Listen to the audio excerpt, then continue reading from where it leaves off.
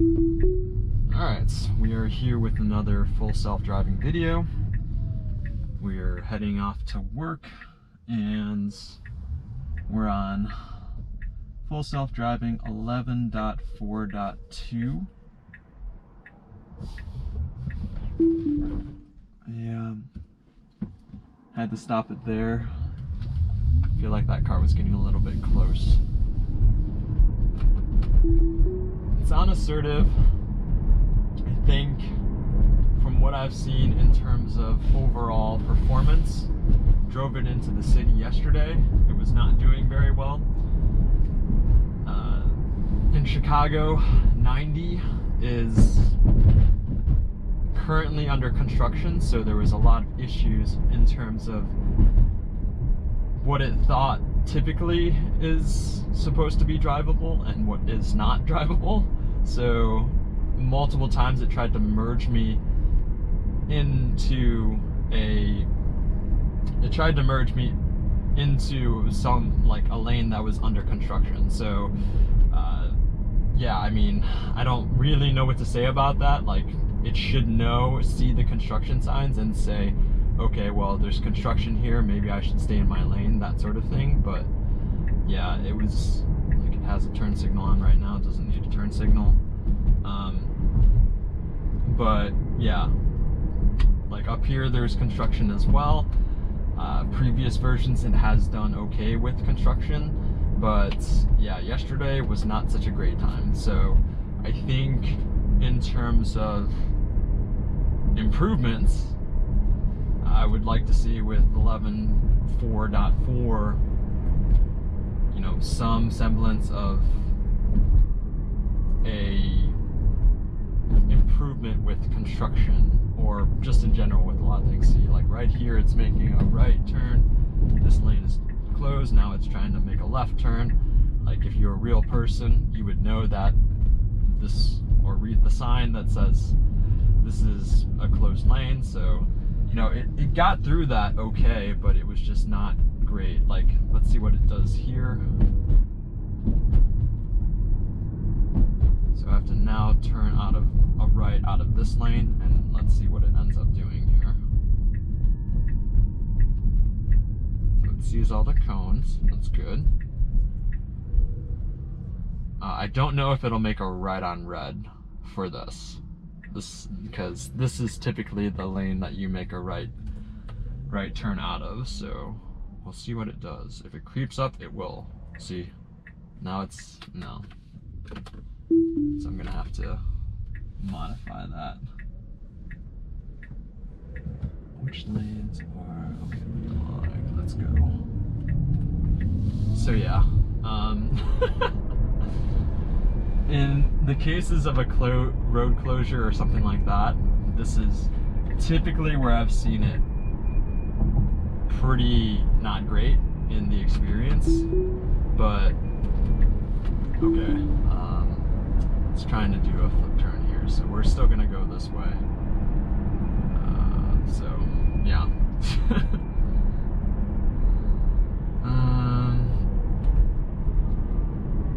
Yeah, we're gonna head this way, so it's redirected, so we should be good now. Turn on low AC.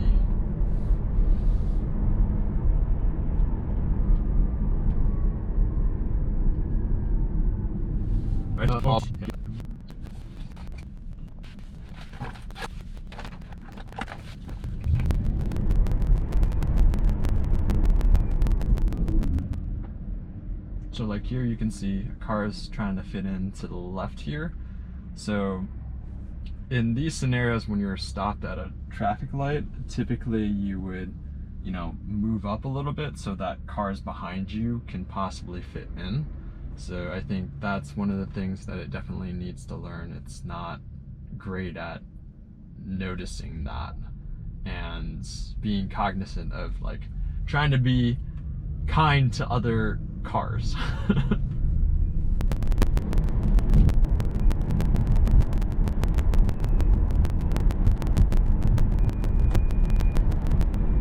Alright, left turn here.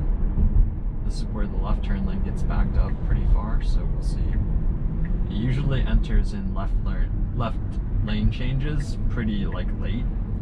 So again, with this, it's going pretty slow to like get onto the rear bumper of this car. Traditionally, that's how people drive, maybe not how robots drive. But that's something that I saw. It was when this lane, like the left turn lane, backs up into that median that we passed way back here. Then we come across some issues where it's not really knowing that, okay, I need to get into the left lane, and then it'll try to merge into people that are already in the left lane and then cause some issues. So, you know, I think from a perspective of humans drive this particular way. I don't really know like a way around that in terms of like merging the experience of like what an AI would do versus what a human would do. Because if a human is supposed to be following the laws and they're not following the laws, then you run into an issue here. So yeah, just ran over part of the double yellow in the middle, so that's not great. It's braking pretty hard for this car that's trying to merge here. They're in the median, but yeah, it's braking pretty hard for that. Not super great experience.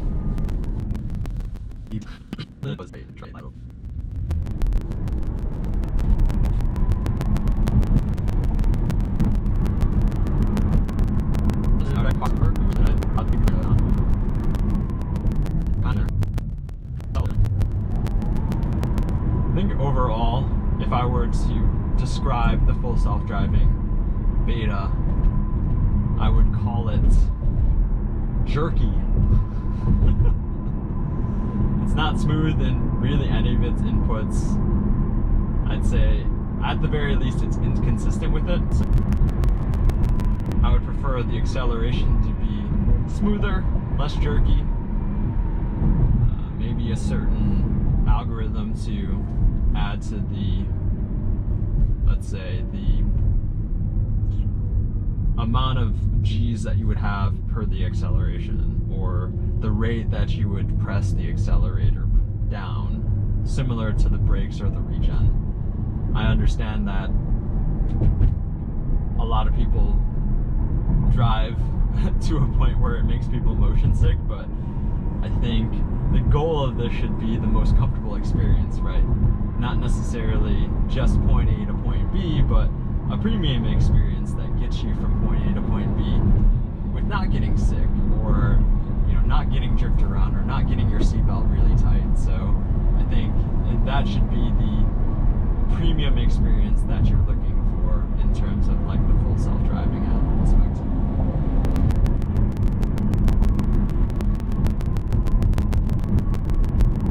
Maybe I should also talk about following tactics. So previously, when you were pressing these buttons here, you could switch to the follow distance. Right turn, merge. I saw this up here, but it did not see this UPS truck here, so we'll see what it ends up. It's braking really hard here, so I'm just gonna press the accelerator. It did go around it. It did make the beeping noise, and you saw it on the actual screen. So I think it would have stopped for that car, so I'm not sure what it would have done, but again, I'm trying to make it do what I want it to do. So again, it's lane changing. I'm not really sure why it's lane changing.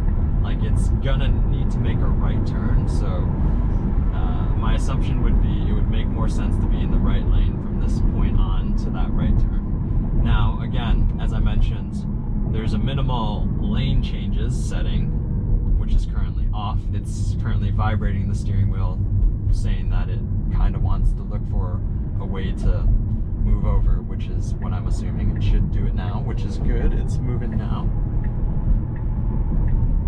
So that's sort of what I was referring to with the lane. So if I show this again, typically what it had previously was how many car lengths do you want in between the front, like the car that you're following. Most radar detectors or radar cruise controls use that technology, and typically you can go from like, I think 4 to 1 car length, and you had previously the set. Okay, it's braking quite a bit here. Okay. Needs to keep the speed going through this turn. I gave it the accelerator boot. And for this, I believe the default ends up being 2 car lengths, which it changes. So based on how fast you're going, for example, if you're going like 80 miles an hour, the amount of car lengths increases. So, you know, if you're on the highway, some people typically end up being closer than you would be, but it accounts for the fact that this is going at 50 miles an hour, 2 car lengths, meaning this is how quickly it'll stop. You know, this is 2 car lengths. So yeah, I think that's an interesting concept now that it doesn't allow you to select that, but I think it makes sense to not really have that as something that you can choose, because this ends up being something that maybe it can't respond quick enough to, or maybe they don't have the logic into how to respond to this, or enough incidents where, you know, you're following a car at this length, or you're following, let's say, a tractor, or following a semi that has stuff that's loose behind it, that sort of thing. It kind of wants to give the 2 car lengths so that if something were to fall out or something like that, it can avoid it or something like that. So that's just my assumption, but yeah, I think it's probably a better way to manage it, and just have like similar to the driving modes like chill, average, and assertive, or chill, average, and sport.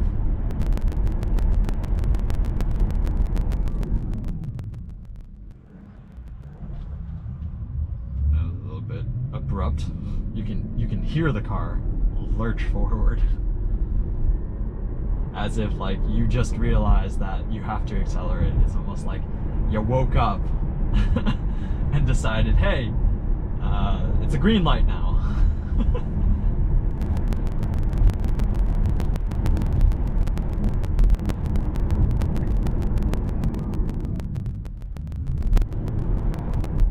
Alright, right turn.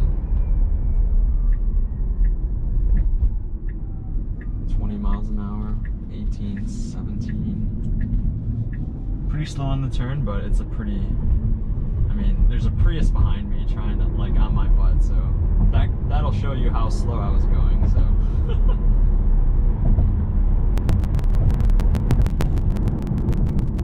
I guess, so before we enter in the final stages of the drive, sort of what have we learned from this drive and what are my thoughts? So I want to be optimistic. I paid $6,000 for this in 2019. I want to believe that Tesla can do this type of thing with the current computer that it has and all the cameras that it has.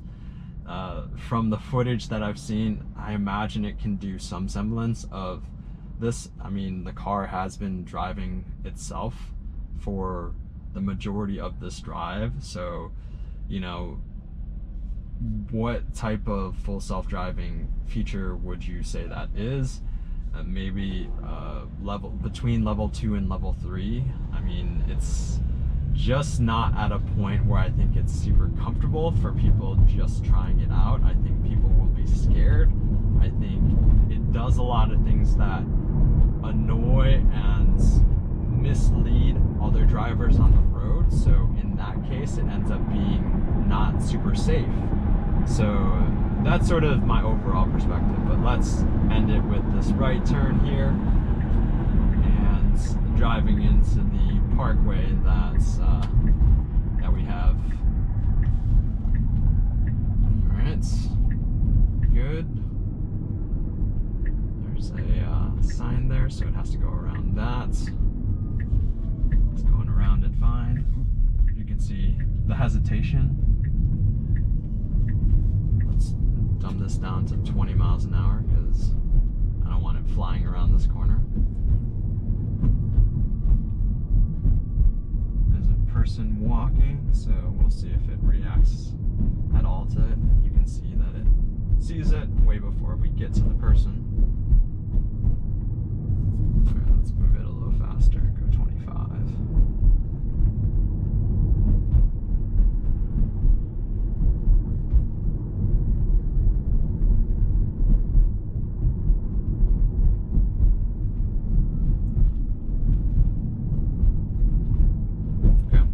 This pretty well, as long as there's a curb, and yeah. Alright, that's all for this video. If you have any questions, leave them in the comments below, and thank you for watching, and we'll see you in the next one.